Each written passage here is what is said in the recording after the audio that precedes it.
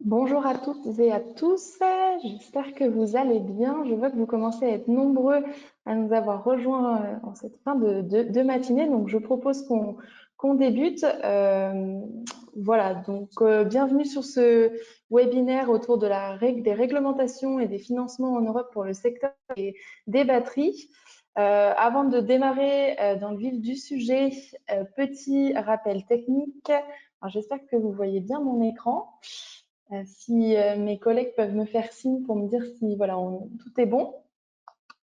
Voilà, petit rappel technique sur le fonctionnement de ce webinaire. Donc, on est en format webinaire, donc vous n'avez pas la possibilité voilà, d'intervenir. Par contre, n'hésitez pas à poser toutes vos questions, voilà, toutes vos remarques dans l'onglet du coup questions. Il y a aussi un petit onglet chat, donc voilà, n'hésitez pas à poser toutes vos questions dans ces onglets faits pour. On essaiera de prendre tout au long du webinaire un maximum de questions. Notez que parce que le temps court, on ne peut pas prendre toutes vos questions à l'oral. On tâchera de bien les noter et d'y répondre voilà, post-webinaire et de vous envoyer les réponses dans l'email de suivi qu'on vous fera parvenir. À noter que la session est enregistrée et que les présentations vous seront partagées après le webinaire dans un petit email de suivi. Donc voilà. Pour démarrer, voici le programme de cette fin de matinée. Donc, une première partie dédiée plutôt à la réglementation européenne en matière de batterie. Une deuxième partie autour des financements européens, des programmes de subvention au niveau européen auxquels vous pourriez candidater. On aura aussi ensuite le témoignage de deux lauréats régionaux qui voilà, se sont lancés dans l'aventure des projets européens et nous partageront un petit peu leur expérience. Donc l'entreprise Enersense et Upsell qui sont avec nous aujourd'hui, on les remercie. Et puis pour terminer du coup ce webinaire, on vous présentera voilà, tous les services d'accompagnement qui peuvent exister en région pour vous lancer dans l'aventure européenne, pour répondre à vos questions aussi autour de tout le volet législatif au niveau européen. C'est un webinaire qui est organisé par la région Auvergne-Rhône-Alpes via sa délégation à Bruxelles, l'agence Auvergne-Rhône-Alpes Entreprise et en collaboration avec le pôle Tenerdis. Sans plus attendre, passons du coup à la première partie et je vais laisser la parole à Inès Lejeune, chargée de mission entreprise, recherche et innovation, enseignement supérieur, santé et sport de la délégation de la région Auvergne-Rhône-Alpes à Bruxelles. Inès, la parole est à toi.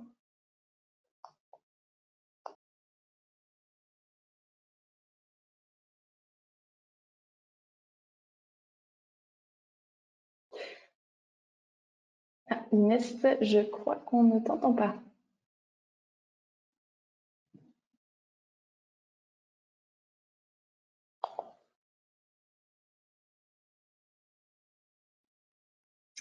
Non, je ne t'entends pas.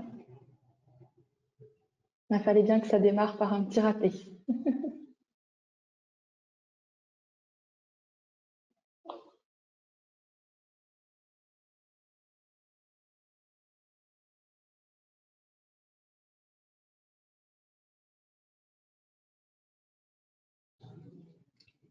Non, je crois qu'on n'entend toujours pas.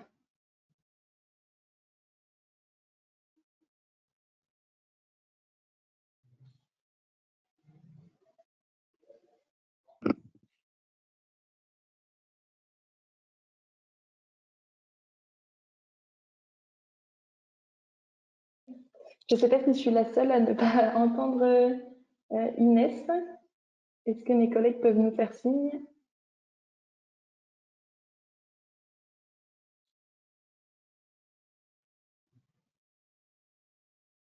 Est-ce que vous m'entendez sinon? Oui, Jeanne, on t'entend. Ok.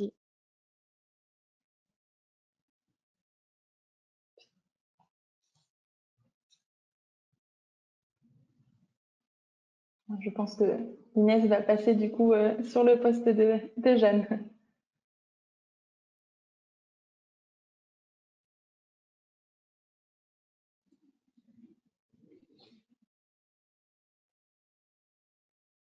et le son. C'est bon. Et c'est tout bon. On commence par un petit problème technique pour bien démarrer.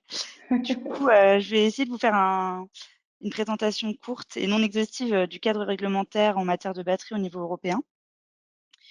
Donc, slide suivante, s'il te plaît, Perrine. Donc, déjà, je vais essayer de vous présenter un peu schématiquement le cadre aujourd'hui au niveau européen. Donc, en 2017, il y a une alliance européenne pour les batteries qui a été créée par la Commission européenne avec les pays de l'Union européenne et les acteurs de l'industrie, dans le but de développer des technologies et des capacités de production de batteries dans l'Union européenne. Donc, c'est un peu le point de départ vraiment du cadre pour développer après un cadre réglementaire sur les batteries en Europe. Donc, ça a été suivi par une stratégie européenne pour les batteries développée en 2018 par la Commission européenne, avec pour objectif de faire de l'Europe un chef de file mondial de la production et de l'utilisation de batteries durables dans le contexte de l'économie circulaire, et ça répond à un contexte un peu tendu en termes de marché des batteries aujourd'hui dans le monde, avec la Commission européenne qui estime que la demande mondiale de batteries devrait être multipliée par 14 d'ici à 2030 au sein de l'Union européenne, et d'ici à 2030, et l'Union européenne pourrait représenter 17% de cette demande, donc il y aurait une augmentation significative à venir. Dans le cadre de cette stratégie, ensuite, il y a eu tout un cadre réglementaire qui a été développé au fur et à mesure. Donc moi, je vais vous présenter des réglementations plus récentes qui peuvent impacter le secteur des batteries, donc que vous voyez ci-dessous. Donc, slide suivante. Donc tout d'abord, je vais vous présenter le règlement clé, qui est le règlement européen relatif aux batteries et aux déchets de batterie, donc qui a été adopté en juillet 2023 et qui remplace une précédente directive batterie qui avait été adoptée en 2006. Donc cette nouvelle législation, elle complète la législation qui existait déjà, mais elle rajoute aussi de nouveaux éléments, notamment en matière de gestion des déchets et de circularité. Donc elle est applicable depuis le 18 février 2024, avec cependant des seuils chronologiques, on va dire. Toutes les mesures ne sont pas applicables de suite, mais progressivement, et aussi sous réserve d'évolution ultérieure à la fois du marché des batteries et de la technologie des batteries qui pourrait évoluer dans les années à venir. Donc le règlement, il s'applique à toutes les batteries. Donc ça veut dire à la fois les déchets de batteries portables, les batteries de véhicules électriques, les batteries industrielles, les batteries dites SLI, donc principalement utilisées pour les véhicules et les machines, et aussi celles destinées aux moyens de transport légers. Donc c'est une réglementation qui se veut très complète et qui touche et qui veut créer un cadre réglementaire qui couvre l'ensemble du cycle de vie des batteries, donc de la production à la réutilisation et au recyclage, dans le but de favoriser le développement d'une industrie des batteries compétitive et durable. Je vous ai également indiqué une consultation en cours de la Commission européenne qui porte sur la méthodologie relative à l'empreinte carbone des batteries pour les véhicules électriques, qui est ouverte jusqu'au 28 mai 2024. Donc je vous encourage à aller voir si vous avez des éléments à faire remonter et à participer à la consultation. Donc, sur la slide suivante, je vais détailler un peu plus, les mesures clés prévues par le texte. Donc, on a tout d'abord des mesures qui visent à promouvoir l'économie circulaire. Donc, le texte, il définit plusieurs objectifs qui doivent être respectés par les producteurs de batteries. Donc, à la fois en ce qui concerne la collecte des déchets de batterie, en matière de valorisation des matériaux. Il établit également des niveaux minimaux obligatoires de contenu recyclé dans les batteries, ou aussi des objectifs de rendement du recyclage des batteries. Donc tous ces objectifs qui donc, du coup créent des obligations pour les producteurs, ils vont être introduits progressivement à partir de 2025 avec des différences selon les types de batteries et les types d'objectifs. À noter également que d'ici 2027, les fabricants de batteries devront proposer des batteries portables faciles à retirer et à remplacer pour le consommateur. Donc ça, c'est une mesure importante. Donc le texte il établit également des normes en matière de performance, de durabilité et de sécurité des batteries. Donc la mesure la plus importante, c'est une restriction stricte pour les substances dangereuses, notamment pour le mercure, le plomb et le cadmium, qui du coup ont des seuils ou des quantités maximum qu'elles ne peuvent pas dépasser. Et aussi des exigences en matière d'empreinte carbone de batterie.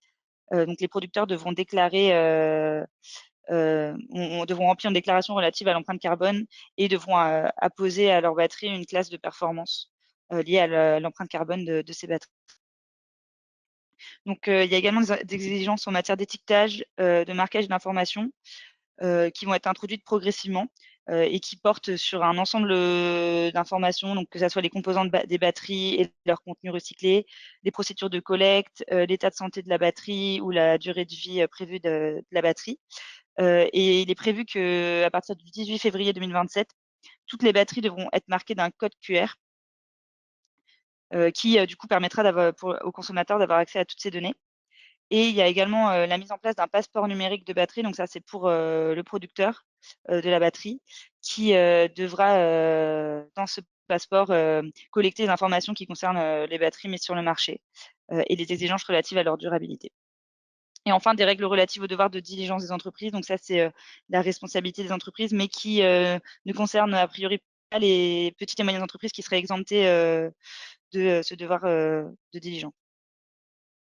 Donc, slide suivante, s'il te plaît, Perrine. Donc, je vais passer ensuite à 2 autres règlements qui sont pas directement liés au secteur des batteries, mais qui l'impactent fortement. Donc, le premier, c'est le règlement européen sur les matières premières critiques, donc, qui a été proposé en mars 2023 dans le cadre du Pacte vert pour l'industrie européenne, donc une mesure de l'Union européenne, et qui est aussi complété par un autre règlement que je vais présenter après, le règlement pour une industrie net zéro.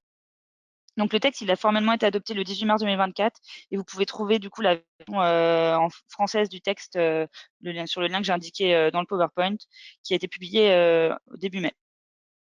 Donc, le texte il intervient dans un dans un contexte et un double enjeu qui est celui à la fois de la double transition verte et numérique, qui crée une demande qui augmente la demande en matières premières critiques, qui permettent de fabriquer des produits ou en tout cas de fabriquer ou qui participent à la transition verte et numérique.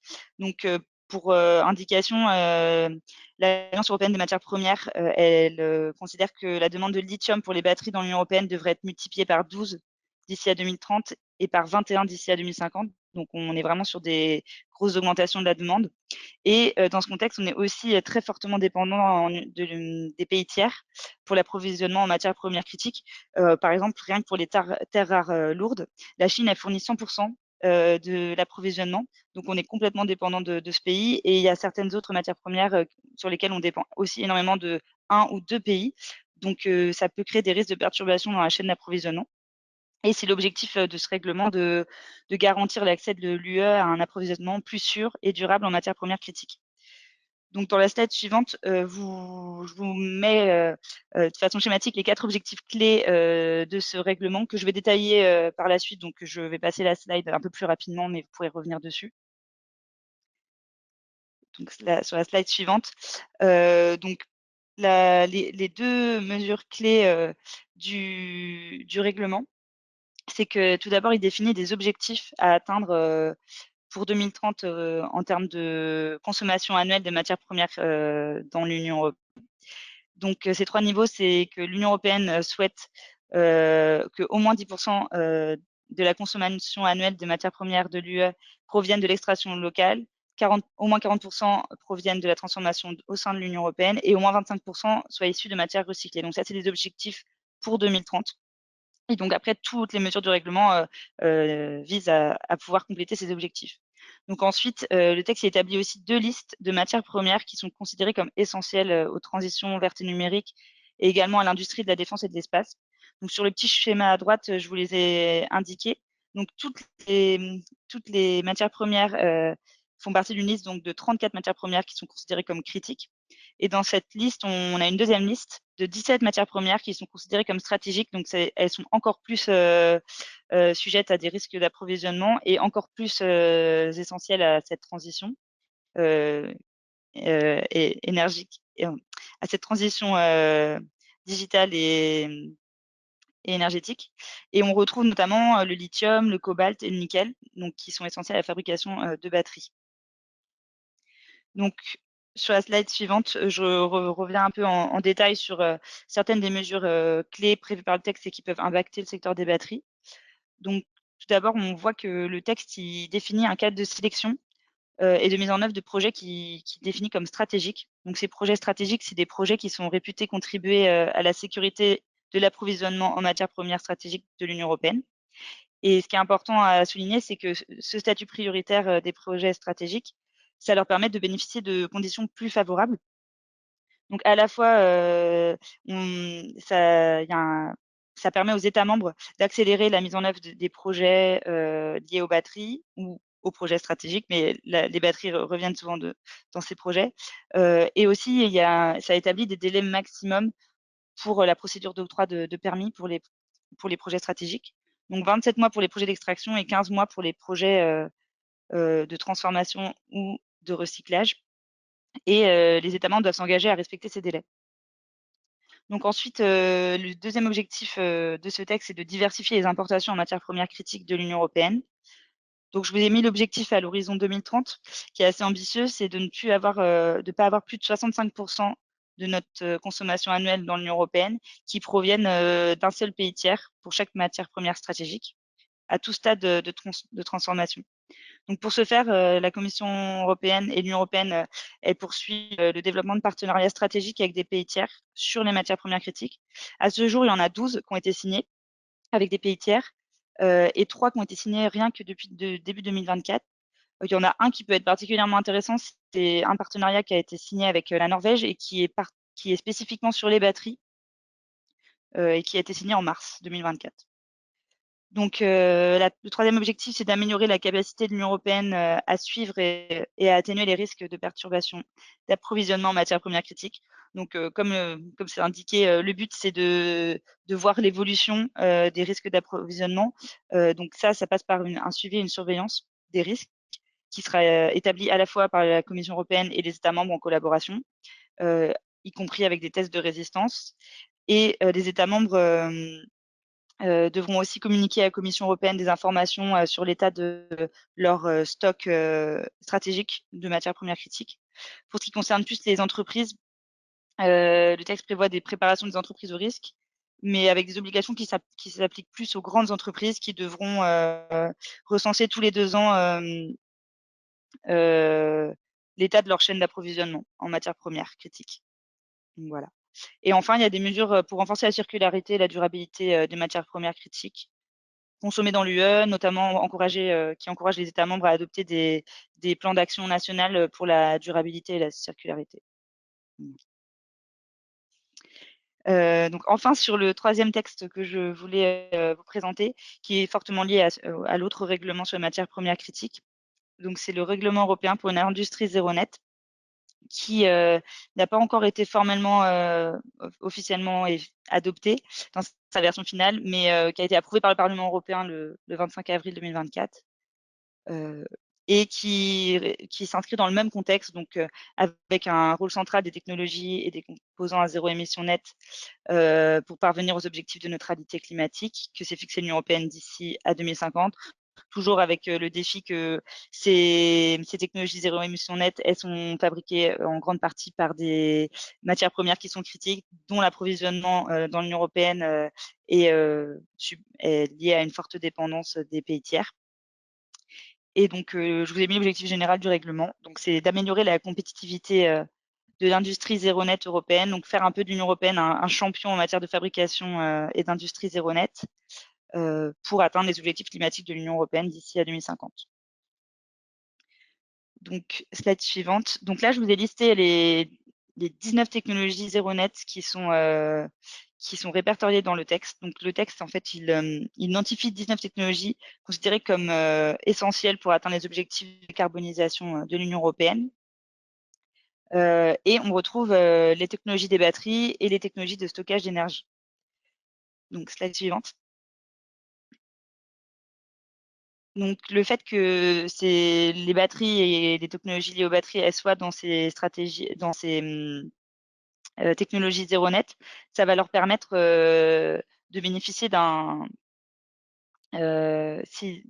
de statuts prioritaires au niveau national, et notamment si elles sont reconnues comme des projets stratégiques.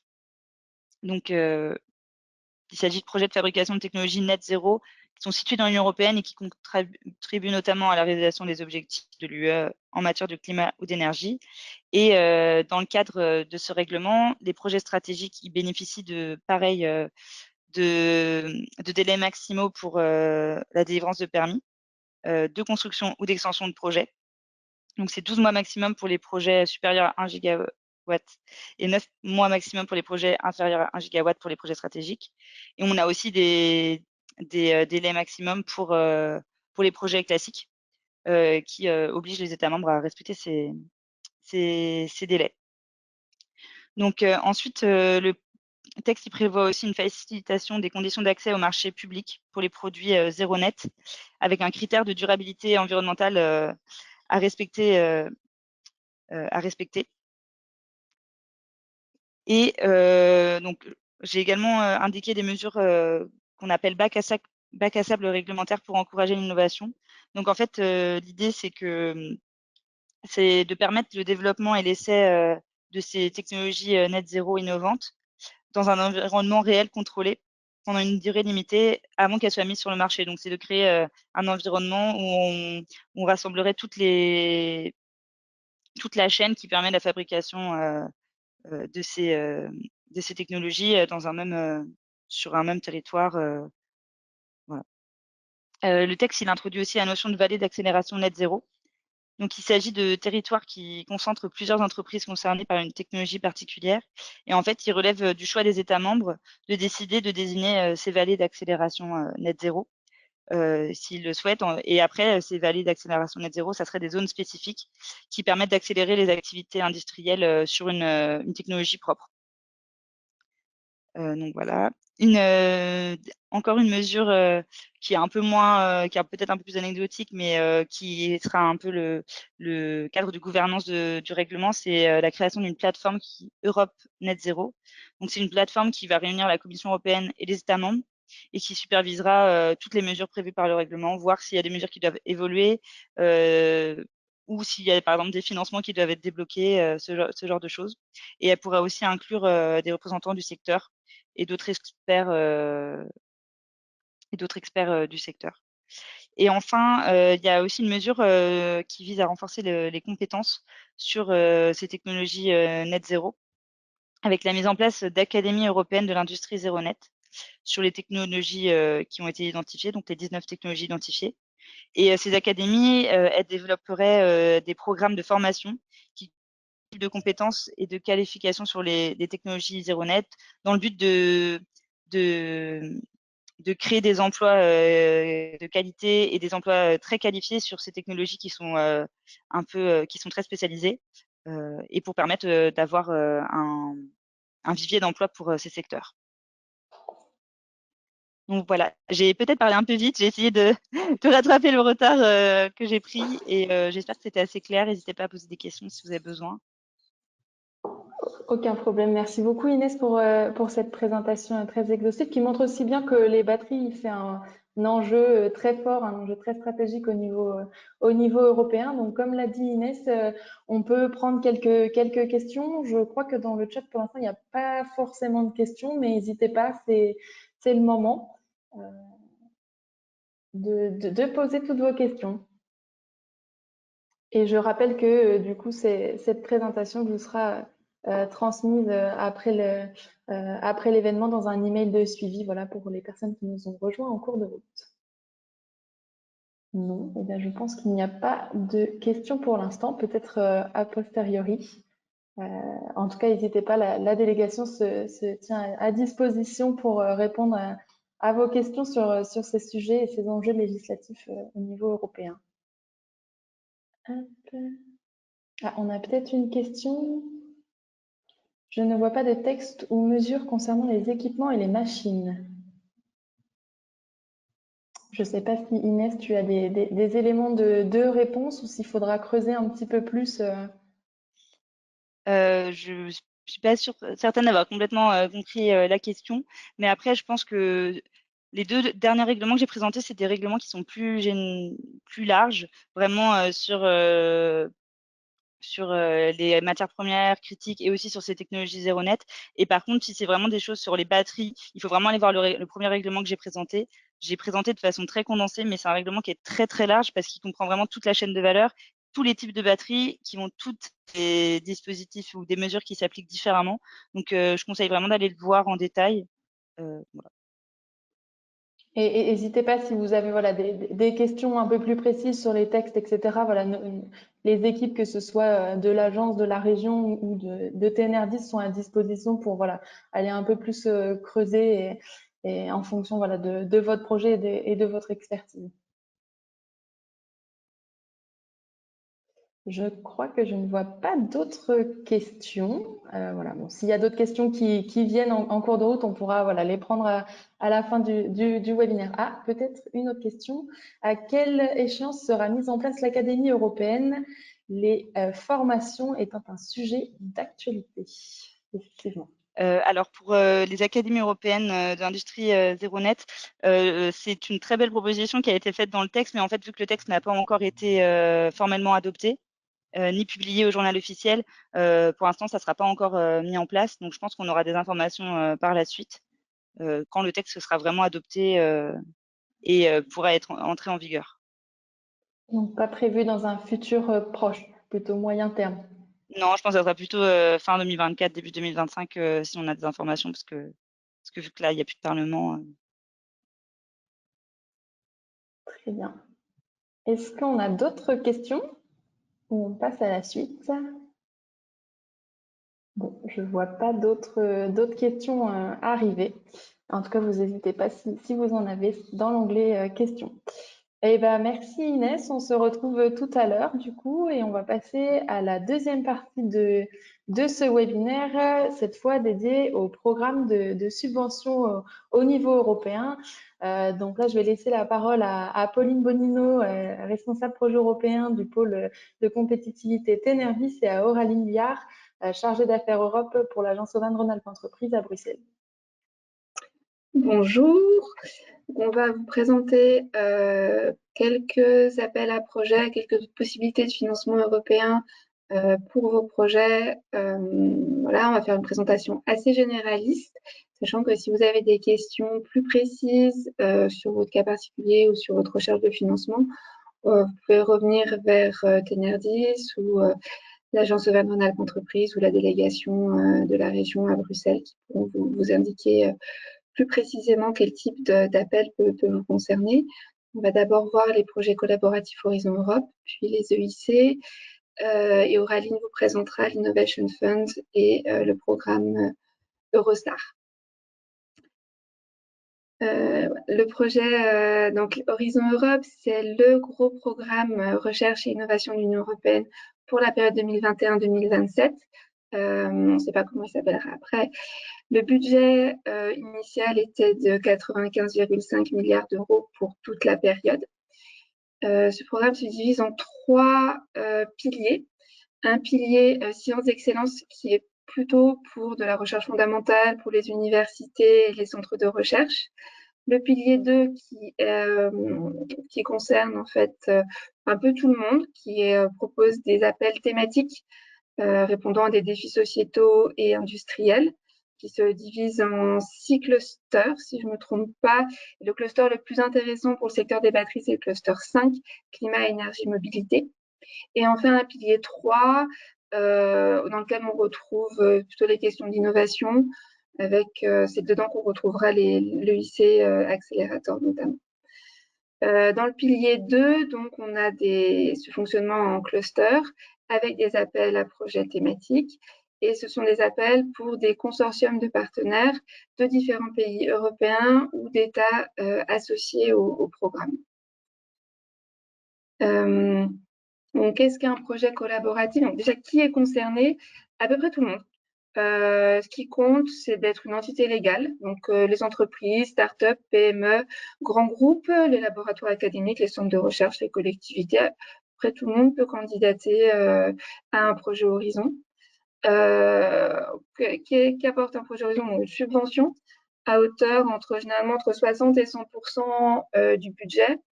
Ça dépend du type de projet, donc ERIA qui est Research and Innovation Action ou IA qui est Innovation Action, et ça dépend aussi du type d'organisation. Les budgets des projets sont assez variables, vont de 3-4 millions d'euros à 8, 10, 15 millions d'euros en fonction des appels à projets. Ce sont des appels à projets qui sont thématiques, qui sont assez précis, qui sont déterminés au niveau européen à la fois par la Commission et par des groupes de représentation thématiques, on va dire, en fonction des sujets. Les projets durent en général 3 à 4 ans et les partenariats sont composés de 8 à 15, voire plus, partenaires venant d'au moins 3 pays différents de l'Union européenne ou de pays associés.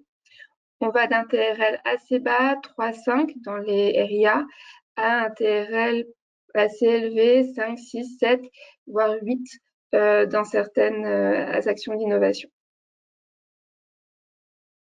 Actuellement, il y a 3 appels à projets batterie qui sont ouverts pour 2024, qui peuvent être intéressants.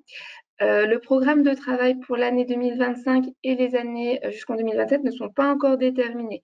L'appel à projet 2025 est en cours de négociation et sera publié en début d'année prochaine, voire plutôt mai l'année prochaine. Voilà, et 2026-2027 seront aussi publiés plus tardivement. Donc, pour le moment, 3 opportunités. Un sur Sustainable High Throughput Production Processes for Stable Lithium Metal Anodes for the Next Generation Batteries, qui est un IA. Un autre sur les technologies post-lithium-ion et les techniques de fabrication pour les applications de mobilité de la génération 5. Et enfin, le dernier sur la réduction du poids et de taille des cellules et des packs batteries. Voilà, la limite de candidature, c'est le 5 septembre. Et si vous êtes intéressé, je laisse passer à la slide suivante, c'est le moment de commencer à travailler dessus. Donc, le conseil pour essayer de rejoindre un consortium Horizon Europe, c'est tout d'abord d'identifier l'appel à projet qui vous paraît le plus intéressant. Essayez de voir dans l'appel. Les appels sont assez détaillés avec des actions précises à mener et des résultats attendus. Donc, repérez dedans ce que vous pouvez apporter dans le cadre d'un consortium. Préparez une proposition de valeur, c'est-à-dire présentez-vous rapidement. Ça peut être une slide, ça peut être un Word, ça peut être n'importe quoi. Donc, présentez ce que vous pouvez apporter en tant qu'entreprise et votre expérience dans ce domaine. Et ensuite, l'objectif, c'est de trouver un consortium en cours de montage ou de publier sa proposition de valeur. Donc, il y a différents sites sur lesquels vous pouvez publier. Donc, le site officiel de la Commission européenne, le site Funding on Thunders, et les sites des PCN français et européens Horizon Europe sur lesquels on peut aussi publier les propositions. Et enfin, sur le site d'Aura Entreprise via European Enterprise Network, on peut aussi publier les propositions de valeur. Sont aussi publiés sur ces sites les consortiums en cours de montage qui recherchent des partenaires. C'est un petit peu moins fréquent, mais ça existe aussi. Donc, n'hésitez pas à les consulter si vous cherchez à rejoindre un consortium. Et enfin, sachez que ce soit Aura Entreprise, la délégation de la région à Bruxelles ou TNR10, on a aussi des contacts avec des consortiums en cours de montage, avec des acteurs européens qui peuvent vous inclure dans un consortium sur ces appels à projets. Voilà. Voilà.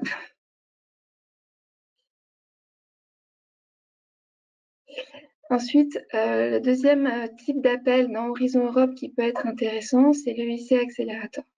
La grosse différence de l'EIC par rapport à Horizon, c'est que ce sont des appels à projets pour un seul partenaire. Il suffit d'être un partenaire suffit pour postuler à cet appel.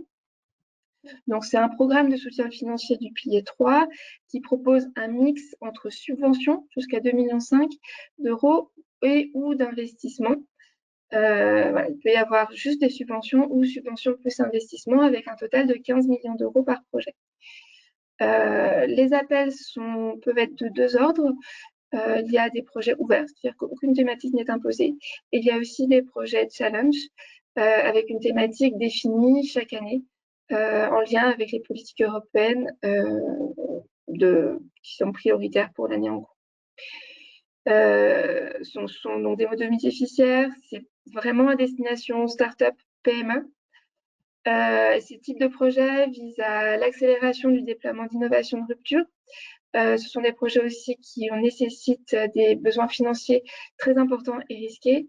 Et l'objectif est de financer les dernières étapes du développement de la nouvelle technologie. Donc, un TRL entre 5, il faut être à 5 au minimum au début du projet, avec pour objectif d'arriver rapidement à 8 en fin de projet.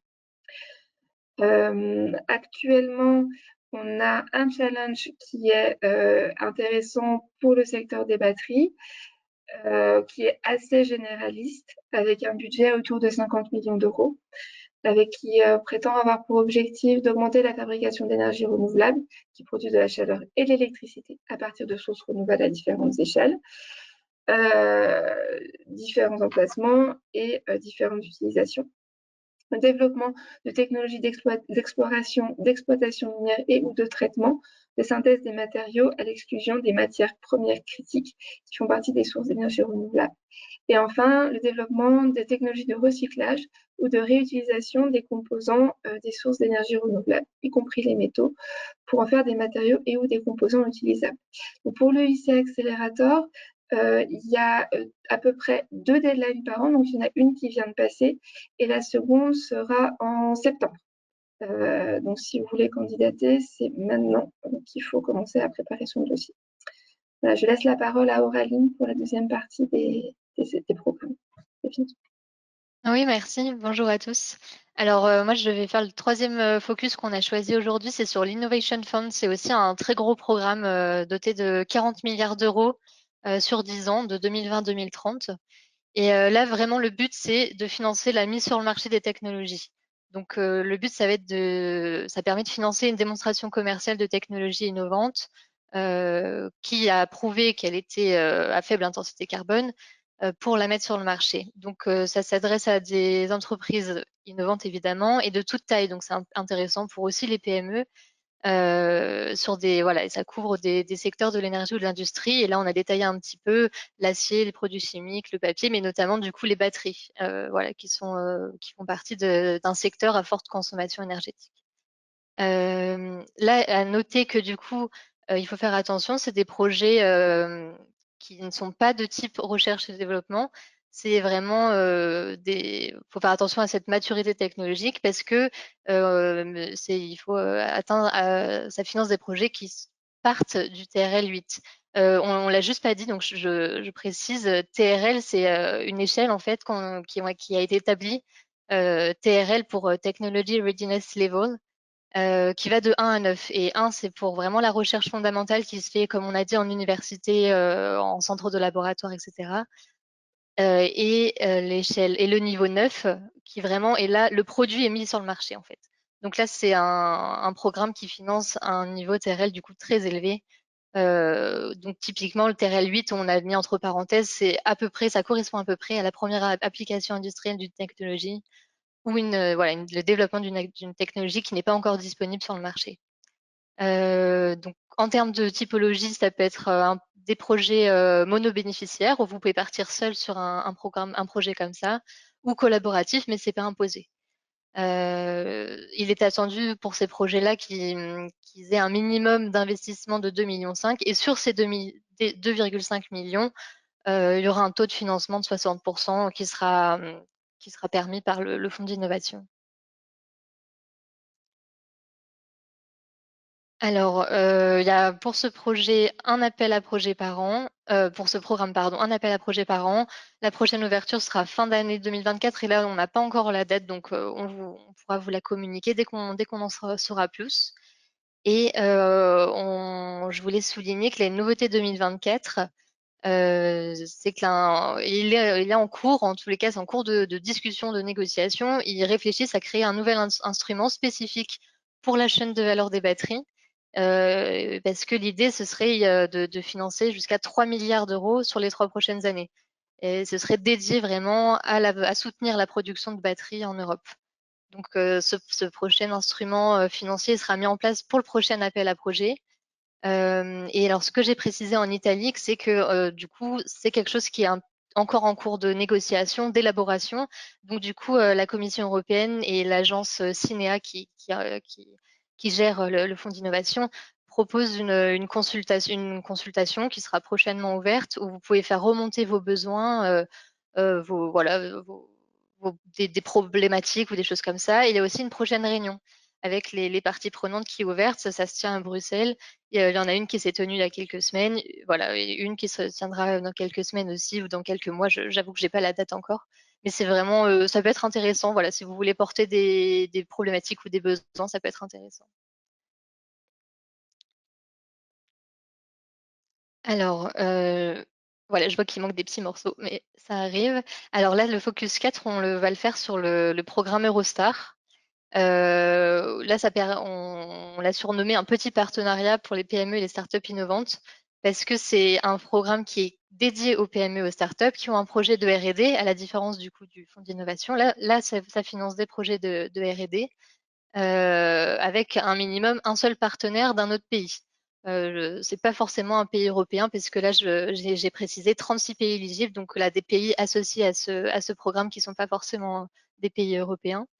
Donc voilà, ça peut être un projet collaboratif de juste 2 partenaires, ça suffit. Et le but, c'est de financer un projet qui est proche du marché, parce que du coup, on attend que ce projet, à la fin de sa réalisation, il puisse être mis sur le marché 2 ans après. Donc c'est assez rapide. Donc le projet doit être proche du marché. Et ça va donc voilà, ça va permettre une subvention à 40% pour les PME, les startups. Et c'est un sujet blanc. Donc il n'y a pas de thématique imposée, contrairement à Horizon Europe, comme on a pu le voir. Là, c'est un sujet blanc. Donc vous venez avec votre projet. Juste à noter qu'il faut avoir un échange au préalable avant de déposer avec BPI. Parce que BPI France est en fait le financeur français, le financeur national de Eurostar pour la France. Voilà, chaque pays a son financeur national. Pour la France, c'est BPI. Donc, ils exigent d'avoir un premier entretien pour parler du sujet, pour donner un feu vert, hein, entre guillemets. Et la prochaine date de candidature, donc, c'est le 12 septembre, avec 2 dépôts par an. Donc, le premier est passé, le deuxième 12 septembre. Et j'ai mis, pour avoir une petite idée d'un projet typique Eurostar, avec un très bon taux de succès, 29%. Voilà, donc en moyenne 2 participants seulement, de 2 pays différents, pour environ 28 mois et en moyenne, 1,4 million d'euros de financement pour le projet. Donc, à retenir que le taux de succès est plutôt bon pour celui-là. Et alors pour finir, là, on voulait, voilà, pour terminer cette présentation sur les financements européens, faire une petite aparté pour préciser qu'il y a des réseaux européens. Et là, on voulait présenter le European Battery Alliance que Inès a pu présenter tout à l'heure, enfin a pu évoquer tout à l'heure. Il a été lancé en 2017 par la Commission européenne et la Banque européenne d'investissement. Et le but, c'est vraiment de développer toute la chaîne de valeur des batteries, couvrir un petit peu les gaps qu'il peut y avoir actuellement. Donc là, c'est une alliance de 800 pardon, parties prenantes. Et donc le European Battery Alliance a lancé le programme EBA 250. 250 parce que c'est la valeur, le marché des batteries est estimé avoir une valeur annuelle de 250 milliards d'euros d'ici 2025. Voilà. Donc du coup, le programme EBA 250, il est piloté par EIT InnoEnergy. C'est un écosystème lui-même de 1200 parties prenantes. Donc on comprend mieux pourquoi ils ont beaucoup de force et de poids pour influencer les réglementations européennes, parce qu'il y a énormément d'entreprises, de tout, on va dire, parties prenantes pour être très large, donc qui ont un poids vraiment considérable. Et en plus, le réseau European Battery Alliance est en partenariat avec un réseau très similaire américain, US Leverage Alliance, qui poursuit vraiment le même objectif, qui est de développer la chaîne de valeur des batteries. On a mis le lien, donc que vous pourrez du coup retrouver avec la présentation, puisque cette alliance propose une plateforme de mise en relation avec les investisseurs, donc c'est toujours intéressant. Et enfin, le lien aussi pour rejoindre l'alliance directement, eba250.com. Et pour finir, on voulait vous signaler qu'il y a un prochain événement qui se tiendra à Grenoble. Donc pour tous les Grenoblois, ça peut être intéressant. Grenoble, donc le 28 et 29 mai. Voilà, il y aura une conférence dédiée à ça.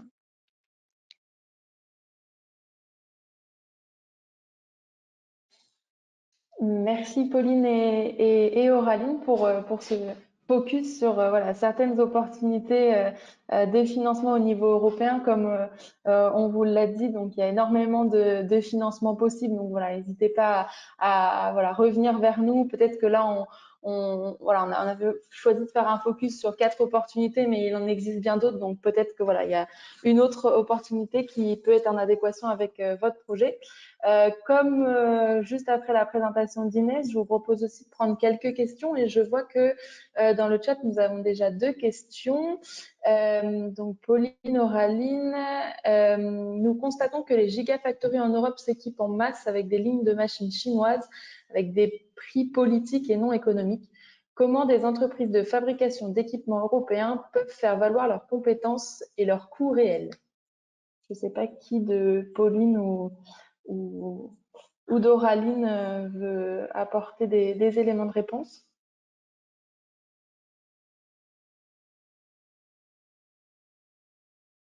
Je vais essayer de répondre. On n'a pas vraiment de, j'ai pas vraiment de réponse à apporter à cette question. C'est une question de politique de préférence européenne qui n'a pas été mise en place encore pour le moment par la Commission ou par les États. Donc voilà, ça n'a pas de rapport avec les financements. Voilà, je ne sais pas si quelqu'un d'autre a une réponse plus intéressante à apporter, mais pour le moment, en tout cas, il n'y a pas de conditionnalité d'origine européenne pour la construction de gigafactories. C'est vrai que les machines peuvent venir de Chine d'ailleurs. Si je peux peut-être apporter quelques éléments pour compléter, je pense que tout l'enjeu aussi, c'est de travailler sur la visibilité de votre expertise, de votre entreprise. Donc, aussi bien à travers, pourquoi pas, voilà, les réseaux européens qui peuvent exister, voilà, participer à des événements, mais aussi vous appuyer voilà, sur les ressources les ressources régionales qui peuvent aussi vous aider à travailler sur cette visibilité. On a parlé du réseau Enterprise Europe Network qu'on vous présentera en fin de webinaire. Voilà, TNRD, c'est aussi dans des réseaux européens, dans des actions au niveau européen pour aussi faire remonter des besoins. Et puis au niveau aussi Bruxelles, il faut noter que voilà, avec la délégation de la région Auvergne-Rhône-Alpes ici en représentation à Bruxelles et aussi le bureau de l'agence Auvergne-Rhône-Alpes entreprise à Bruxelles, il y a aussi moyen de pouvoir faire remonter des choses. Donc voilà, à noter qu'il ne faut pas hésiter à prendre contact avec toutes ces personnes qui pourraient voilà, vous aider aussi à travailler sur cet enjeu de visibilité. Et de trouver voilà, éventuellement aussi des partenaires. On a une autre question. Les appels à projets ciblés pour le pilier 2 sont très orientés sur les technologies et la fabrication. Avez-vous aussi identifié des appels à projets sur les usages stationnaires, par exemple? Oui, il y en a pas d'ouvert actuellement, mais il y en aura sans doute pour l'année prochaine. Pour les batteries stationnaires et pour la mobilité. Mais pour septembre 2024, non, il n'y en a pas. Effectivement, on attend le prochain programme de travail pour début 2025. Donc à ce moment-là, on aura voilà, le détail un peu des appels à projets. On pourra voilà, revenir aussi vers vous. Enfin, voilà, n'hésitez pas à nous recontacter pour qu'on puisse chercher voilà, s'il y a des appels à projets qui pourraient correspondre. Mais effectivement, il y a déjà eu des appels à projets sur ce volet-là aussi, sur les usages. Je vois qu'il y avait une autre question sur visionner le replay et obtenir la présentation. Je rappelle aussi pour les personnes qui nous ont rejoints que du coup, nous partageons post-événement dans un email de suivi voilà, la présentation et le lien vers le replay. Est-ce qu'on a encore une ou 2 questions ou on passe à la suite? Bon, je vois pas d'autres questions à arriver, donc je vous propose de passer à la suite et d'écouter 2 de nos lauréats régionaux voilà, qui se sont lancés dans cette aventure des financements européens, des projets européens et qui vont nous partager un petit peu leur expérience. Je propose de commencer par Claudia Long, International Project Leader de l'entreprise Upsell. Claudia, je vois que vous êtes parmi nous. Eh bien, je vous laisse la parole. beaucoup pour cette invitation et voilà, je remercie encore la région Aura, sa représentation à Bruxelles ainsi que Tenerdis pour cette invitation dans le cadre de ce webinaire. Donc si on peut changer de slide s'il vous plaît. Oui, merci. Donc je représente Upsell Alliance qui est une association de droit français, donc loi 1901. Et qui a été créée assez récemment puisque sa création remonte à 2022 avec le but justement de favoriser le développement du secteur des batteries électriques en Europe, mais aussi au-delà puisque des partenariats ont été entrepris avec les États-Unis et l'Amérique du Nord plus en général. Slide suivante, s'il vous plaît. Merci. Donc le positionnement d'Upsell Alliance est assez particulier puisque en notre sein, nous avons des représentants de cadres décisionnaires, qu'ils soient représentants d'entreprises qui s'axent plutôt sur la fabrication des équipements et des machines, qui est aussi un de nos focus, que ce soit des entreprises qui se focalisent plutôt sur la fabrication des batteries, qui proposent des solutions de recyclage, des matières premières ou des matières chimiques, ou encore une fois, des solutions qui se focalisent sur l'automatisation. Nous travaillons bien entendu également avec des universités et des centres de recherche et avec les pouvoirs publics. Slide suivante, s'il vous plaît. Alors, comme vous pouvez le constater, dans le cadre d'Upsell, nous essayons de couvrir justement les différentes étapes du processus de fabrication des batteries, donc à partir de la production des électrodes, et cela jusqu'à l'assemblage en modules et packs des cellules de batterie. Donc, nous avons divers acteurs avec lesquels nous travaillons, et à ce jour, nous sommes 130 organisations au sein d'Upsell qui collaborent. Le but étant de mettre en relation les acteurs directement afin de faciliter la prise de décision, mais également favoriser la collaboration à travers des projets tangibles, que ce soit des projets nationaux ou européens. Donc, slide suivante. Et là, on va passer, et je vais vous présenter très brièvement le projet duquel Upsell fait partie actuellement. Donc, il s'agit du projet Batwin, qui a pour objectif de concevoir, de développer et de démontrer une plateforme de jumeaux numériques, en sachant que cette plateforme-là s'appuie sur une approche de fabrication zéro. Donc, pour tout ce qui est fabrication de batteries dans les gigafactories annoncées.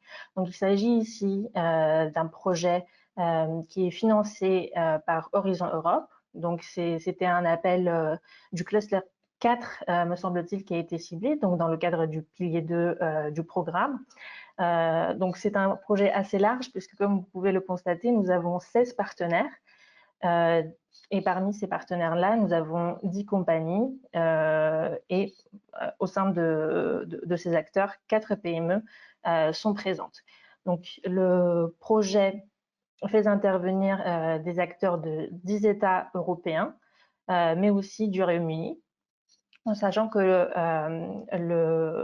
l'aide accordée par l'Union européenne est de 6,3 millions d'euros. Donc, il s'agit d'un projet qui dure 3 ans et demi et qui a débuté en décembre 2023. Donc, c'est un projet qui est vraiment à ses débuts, mais nous avançons très vite. Et donc, parmi les partenaires, si on peut changer de slide, s'il vous plaît, nous avons 7 organisations qui font partie d'Upsell Alliance et ce projet en question a été également initié par l'Alliance elle-même, puisque l'un de ses objectifs est également de favoriser la collaboration entre les divers acteurs de la chaîne de valeur des batteries. Et donc, notre objectif ici était de faire travailler les acteurs ensemble sur un projet qui représentait un intérêt commun pour ces acteurs-là.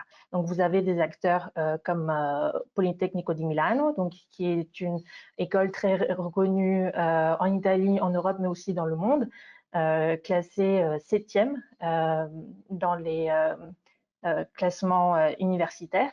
Vous avez aussi des acteurs français, comme vous pouvez le constater avec le CNAM, les Arts et Métiers, CESI, Vercors, qui est une gigafactory française, et puis des acteurs comme Comao, qui sont présents à l'international, Sunlight également, Schneider Electric, bien évidemment, et donc ils font partie également d'Upsell Alliance.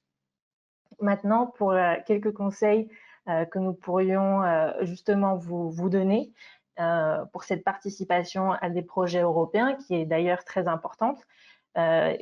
Du moins, ceci est notre point de vue concernant les organisations. Donc, comme cela a été précisé précédemment par Pauline et par Auraline, vous pouvez trouver et cibler l'appel à projet qui vous intéresse en utilisant le site officiel de la Commission européenne qui est EU Funding and Tenders Portal.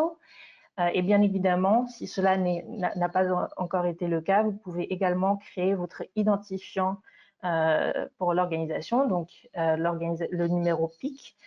Donc c'est très facile à créer en ligne, ça prend 30 minutes tout au plus pour le créer sur la plateforme, et cela vous permettra justement de participer à des projets européens et recevoir toutes les informations à partir du dépôt et jusqu'à la fin du projet si celui-ci est lauréat. Ce qui est très important aussi, c'est de faire appel à votre réseau, bien évidemment, puisque vous pouvez d'ores et déjà intégrer un consortium qui a été constitué et qui a besoin de remplir certains gaps qui ont été identifiés, et justement votre entreprise peut éventuellement réaliser cela. Dans la mesure aussi où les projets européens peuvent être assez lourds, il faut le dire, il est recommandé de commencer en tant que partenaire avant de se lancer également en tant que coordinateur, puisque la charge de travail sera également moindre. Et puis, ce que vous devez également garder en tête, comme cela a été précisé, c'est que les différents appels à projets vont avoir des taux de financement différents. Donc, certains vont financer la recherche, certains vont financer le développement, et cela est très important également pour une entreprise, puisque si vous avez un appel qui finance 60% de votre temps passé sur le projet, les 40% restants devront être financés sur les fonds de votre organisation. Maintenant, sur les questions budgétaires dans le cadre d'un projet, la répartition dépend bien évidemment du travail fourni ou du travail qui est pressenti à la suite du début du projet, mais aussi en fonction de l'équipement dont vous aurez besoin, etc. Et puis, quelque chose de très important à garder en tête, c'est que lorsque vous souhaitez participer à un projet européen, il faut se prendre assez tôt, surtout si vous avez déjà une idée de projet en tête. Et ce temps-là peut représenter 4 à 6 mois pour une soumission de projet à minima. Bien entendu, ça peut prendre plus de temps que cela, mais c'est le temps qu'il faut à minima prévoir pour une proposition de projet. Et donc sur la slide suivante, vous allez voir le site EU Funding and Tenders, mais bien évidemment pour Horizon Europe, vous pouvez tout à fait vous abonner aux listes de diffusion des PCN en allant sur horizoneurope.gouv. Merci. Et puis si vous avez des questions, n'hésitez pas. Merci beaucoup Claudia pour cette intervention, la présentation de ce projet super intéressant, et puis ces petits conseils aussi. C'est important aussi de mentionner que effectivement les PME ont toute leur place dans les projets collaboratifs Horizon Europe. Un petit chiffre qui me vient comme ça, c'est que sur la dernière programmation entre 2014 et 2020, sur les entreprises régionales qui ont été lauréates, 75% étaient des PME. Donc, je pense que ça, c'est assez important. Elles ont toute la place et elles sont recherchées dans les consortiums Horizon Tout à Europe, fait. donc elles ont tout intérêt à vraiment mettre en avant voilà, leur expertise. Effectivement, je ne sais pas si vous avez des questions pour Claudia, n'hésitez pas, c'est le moment. Mais j'allais dire, nous encourageons réellement l'implication des PME dans ce type de projet, de propositions de projet. Nous-mêmes avons travaillé pour les appels qui viennent de se clôturer courant avril avec, il me semble, 10 PME qui ont fait partie de nos propositions de projet. Donc, c'est quelque chose que nous recherchons si l'expertise est là, bien entendu. Et puis voilà, Donc, c'est une situation qui est bénéfique à tous les acteurs. Donc, important aussi de bien s'appuyer sur son écosystème régional pour aussi être Tout à embarqué fait. dans des projets européens. C'est très intéressant. Bon, je ne vois pas de questions dans le chat. Merci beaucoup, c'était limpide et très clair.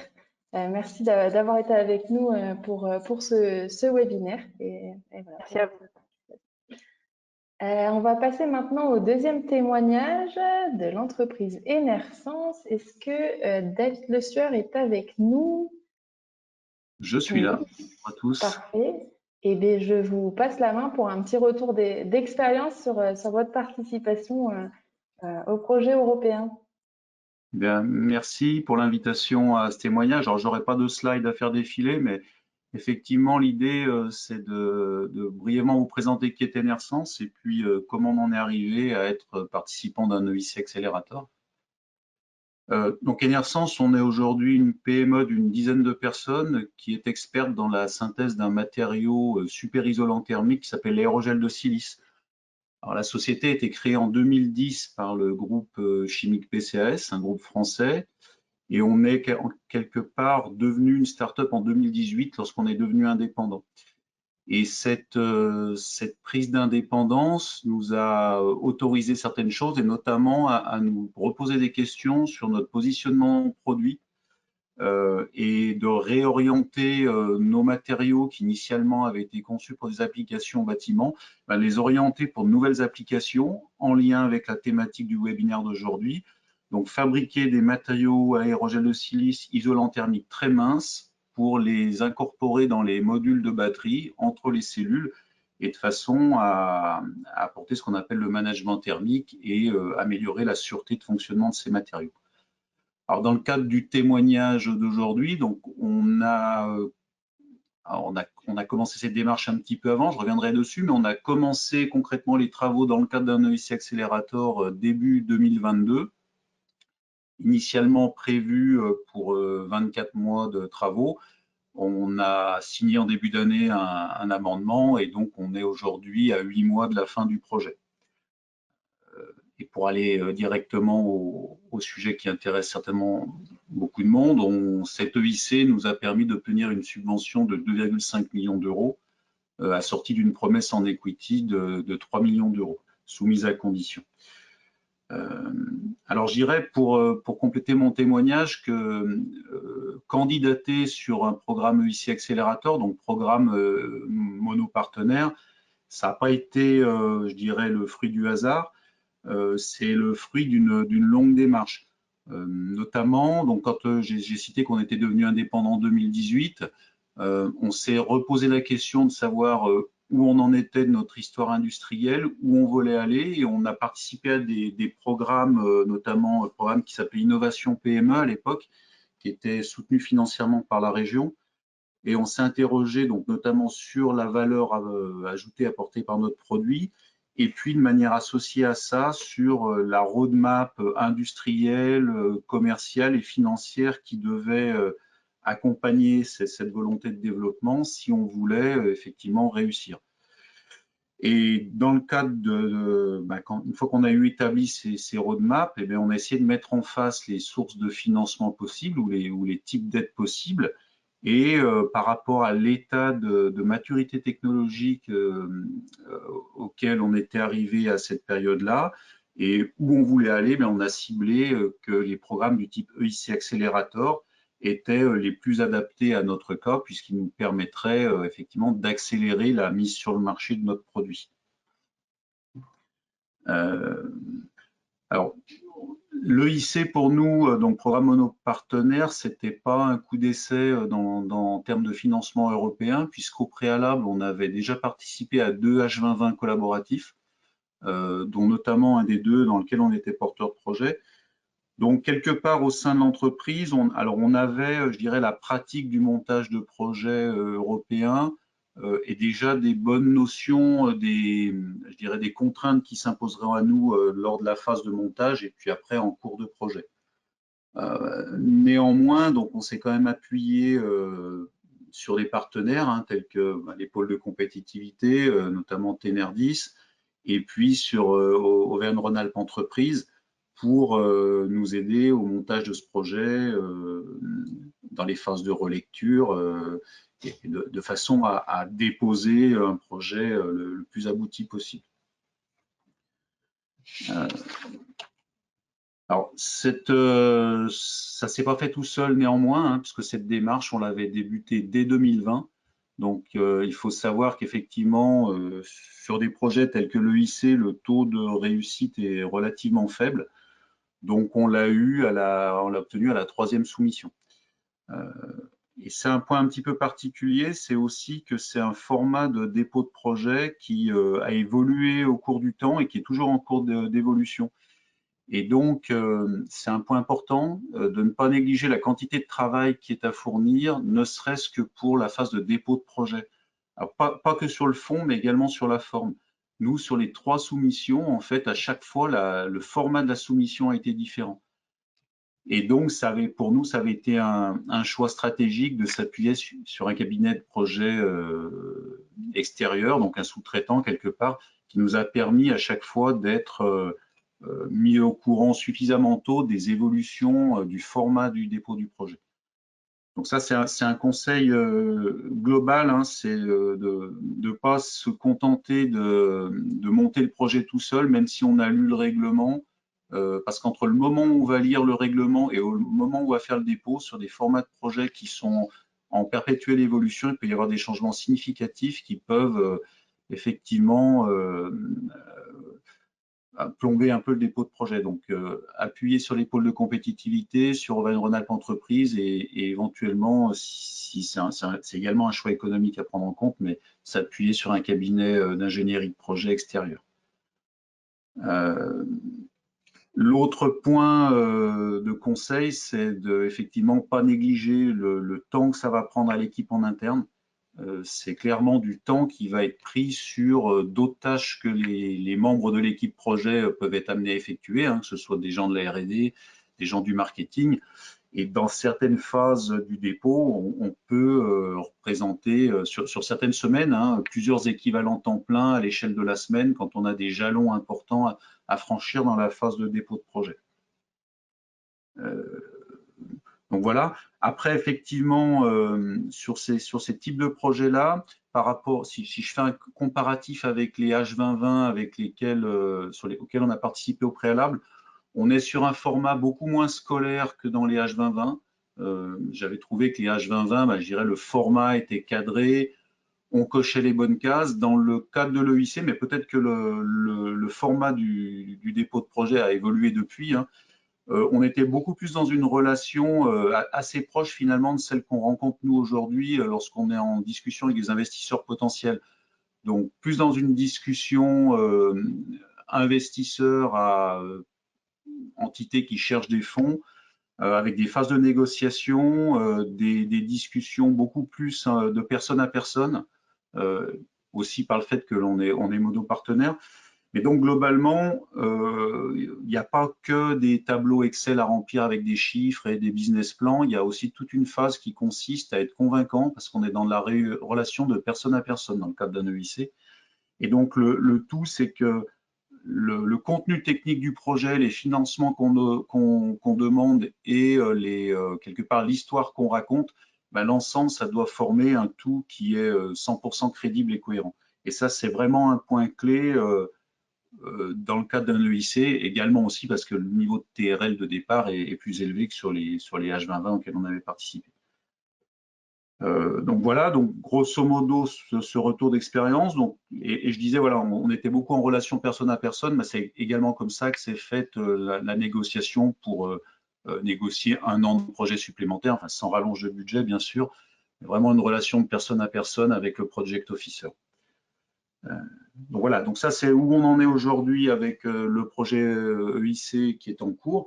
Et puis je dirais les projets européens, ce sont souvent des parcours et des histoires sur du long terme, sur plusieurs années. Donc aujourd'hui, on est effectivement en train de rechercher des partenaires pour le prochain Horizon Europe dans l'appel à projet autour de réduction de poids, augmentation des performances et management thermique innovant pour les batteries. Voilà, je pense à peu près avoir fait le tour du témoignage. Je répondrai bien volontiers à vos questions. Merci beaucoup, Monsieur Le Sueur. Témoignage très intéressant d'un projet totalement différent de celui d'Upsell. Donc voilà, ouais, voilà, très, très, très intéressant d'avoir aussi votre retour d'expérience. Et puis, ce qu'on retient aussi, c'est que finalement, participer une fois à un projet européen, ça amène à participer à d'autres projets européens par la suite. Donc ça, c'est aussi assez intéressant. Comme retour. Et puis voilà, tous les conseils effectivement sur le lycée, une belle transition aussi avec notre dernière partie sur le fait voilà, de bien se faire voilà, accompagner, d'être bien entouré pour aller sur des projets comme ça qui sont voilà, très, très exigeants. Effectivement, est-ce que nous avons des questions dans le chat pour Monsieur Le Sueur? Je crois que je ne vois pas non plus de questions. Vous avez été très clair, un témoignage voilà, très, très intéressant. Mais tant mieux. Non, eh bien, je ne vois pas de questions, donc il ne me reste que à vous remercier pour votre participation à ce webinaire et votre témoignage qui, je pense, va en inspirer certains à se lancer. Merci à vous. À bientôt. Merci, au revoir. Pour conclure ce webinaire et ne pas vous prendre trop de temps voilà, sur votre pause déjeuner, je sais que là ça commence à commencer à avoir faim. Passons du coup à la conclusion de ce webinaire sur voilà, comment se faire accompagner pour se lancer sur les opportunités de financement et pas que, hein, se faire accompagner dans sa démarche européenne de manière globale. Donc là, je vais repasser la main à nos 3 intervenantes plutôt dans ce webinaire. Donc, Pauline de Tenerdis, Inès de la délégation Auvergne-Rhône-Alpes à Bruxelles et puis Auraline de l'agence Auvergne-Rhône-Alpes Entreprise. Je crois que c'est Auraline qui débute. Oui, c'est ça. Alors, je vais commencer par présenter déjà une aide financière régionale pour vous aider dans le montage des projets européens. Justement, ça fait une transition aussi avec ce que vous disiez, Monsieur Le Sueur, c'est que ça coûte de l'argent des cabinets privés qui font du expert en montage de projets européens, mais du coup, vous pouvez bénéficier d'une aide financière régionale qui s'appelle Région Industrie Rechercher des financements européens. Et c'est donc une aide pour les PME et les ETI. Et concrètement, en fait, ça finance, c'est une subvention, et ça finance 14 jours de prise en charge, donc 4 jours à hauteur de 80%, 10 jours supplémentaires à hauteur de 50%. Et voilà, ça finance une aide d'un cabinet expert en montage de projet. On vous a mis le détail de l'aide et puis après, si du coup le dispositif vous intéresse, vous pouvez contacter le bureau Europe de l'agence Auvergne-Rhône-Alpes Entreprise ou aussi en fait les référents Europe des pôles de compétitivité, car tous les pôles de compétitivité sont en fait partenaires de ce dispositif, donc ils peuvent aussi en bénéficier. Donc vous pouvez passer par typiquement Tenerdis est partenaire, donc vous pouvez aussi passer par Tenerdis pour bénéficier de cette aide régionale. Alors, l'accompagnement, moi, je vais me concentrer juste sur l'accompagnement du bureau Europe de l'agence Auvergne-Rhône-Alpes Entreprises. Donc rapidement, voilà, juste pour vous présenter rapidement l'équipe, on est 8 et avec à notre tête Charlotte Rix-Nicolaisen, qui est voilà, la responsable du bureau Europe. Et voilà, slide suivante, merci. Et donc, on peut vous accompagner sur à plusieurs étapes. En fait, on a mis ce petit schéma-là qu'on utilise souvent, qui montre une continuité dans l'accompagnement. avant le dépôt du projet, déjà pour faire de la veille, faire des journées d'information comme là aujourd'hui pour être bien au courant de tous les appels à projets qui peuvent exister, et des changements parfois de format comme on a évoqué, etc. Après, tout l'accompagnement individuel et trouve sa plus-value dans le fait qu'on peut prendre du temps un par un avec vous pour sélectionner le bon programme qui correspond à votre projet. Donc, regarder le projet, son adéquation par rapport à tel ou tel programme européen, qu'est-ce qui pourrait le mieux correspondre à vos besoins. Et la troisième partie, avant le dépôt du projet, c'est de relire. On peut relire le projet, le dossier. On peut même proposer des entraînements au pitch. C'est précisé. Ça, c'est surtout pour les EIC où là, un oral dans l'évaluation. Donc, on peut aider à cette préparation de l'oral. Et aussi, un gros point, c'est aider à la recherche de partenaires pour constituer un consortium. Ça, parfois, c'est peut-être un peu la difficulté de certains partenaires. Et donc, typiquement, pour vous aider à cette recherche de partenaires, l'agence est partenaire de EN, Enterprise Europe Network, et c'est un réseau européen dédié à l'innovation et à l'internationalisation des PME. Oui, et je voulais juste préciser qu'en fait, il y a 600 organisations dans plus de 60 pays, donc il y a beaucoup de monde. Donc, vraiment, il y a un gros potentiel grâce à EN pour trouver un consortium, trouver des partenaires. Et donc, comme je disais, l'agence Auvergne-Rhône-Alpes Entreprises est partenaire. Et en région, il y a également la CCI Auvergne-Rhône-Alpes qui est partenaire de ce réseau-là européen. Voilà, grâce à ça, on peut aider. C'est vraiment une plus-value pour trouver des partenaires, constituer un consortium. Voilà. Côté Tenerdis, l'accompagnement est à peu près le même. Donc, on fait de la veille, la sensibilisation sur les différents guichets disponibles, éventuellement l'organisation d'événements, comme aujourd'hui, soit en propre, soit en partenariat avec d'autres structures. On essaie également d'identifier les appels à projets pertinents pour les membres intéressés.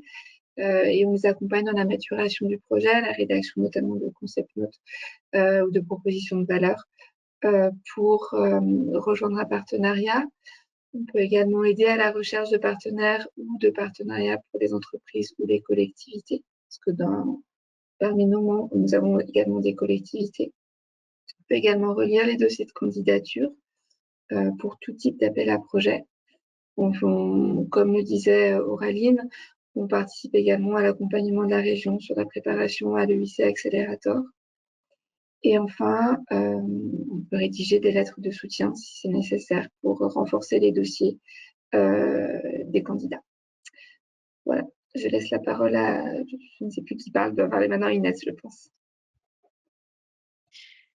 Côté délégation, on a une équipe de 6 personnes. Donc nous, en fait, on est une émanation de la région Auvergne-Rhône-Alpes qui est basée à Bruxelles. Donc, on a 3 principales missions. Donc d'abord, on représente la région auprès des institutions européennes, et dans tout on a un point de contact entre les différents bureaux des régions françaises et européennes à Bruxelles, les institutions et la région.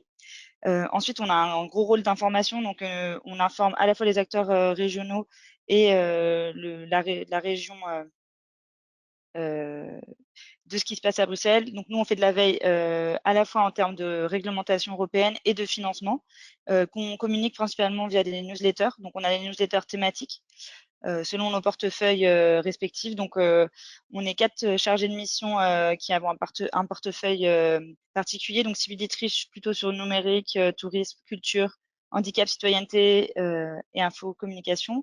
Rose Berger qui s'occupe de tout ce qui est politique de cohésion, agriculture, développement rural, environnement. Ma collègue Jeanne Fabreguette qui est sur mobilité douce et énergie renouvelable, et donc moi-même sur le portefeuille qu'on vous a présenté au début. Et on a notre déléguée permanente Hortense Lutz-Hermelin qui coordonne tout ça, et Pascal Rioux, l'assistante de de la délégation. On a aussi un rôle d'accueil et d'accompagnement dans le sens où vous pouvez très bien nous contacter, soit pour faire une veille spécifique sur une réglementation, nous demander des informations sur le contenu d'une réglementation. On a aussi donc on a une mission d'accueil dans le sens où dans nos bureaux, s'il y a des acteurs régionaux qui passent à Bruxelles et qui ont besoin d'une salle pour organiser une réunion ou aussi de conseils pour organiser des réunions à Bruxelles, on est tout à fait disponible. Il suffit de nous contacter en amont. Donc, je tiens à le préciser parce que c'est vrai que ça peut être une bonne opportunité si soit des entreprises, soit des pôles de compétitivité sont de passage à Bruxelles, d'avoir ce lieu pour organiser des réunions. Donc, voilà, je pense que tout est dit. Merci Inès. Donc on vous a mis voilà le contact générique voilà des différentes équipes donc, qui ont organisé ce webinaire, donc à savoir la délégation de la région Auvergne-Rhône-Alpes à Bruxelles, l'agence Auvergne-Rhône-Alpes Entreprises et le pôle Ténerdis. Donc je vois qu'on n'a pas de questions, donc je pense qu'on peut clôturer ce webinaire. Donc comme on vous l'a dit, donc les présentations et le replay du webinaire vous sera transmis post événement dans un email de suivi. N'hésitez pas à nous contacter pour toute question et il ne nous reste plus qu'à vous souhaiter une très belle journée.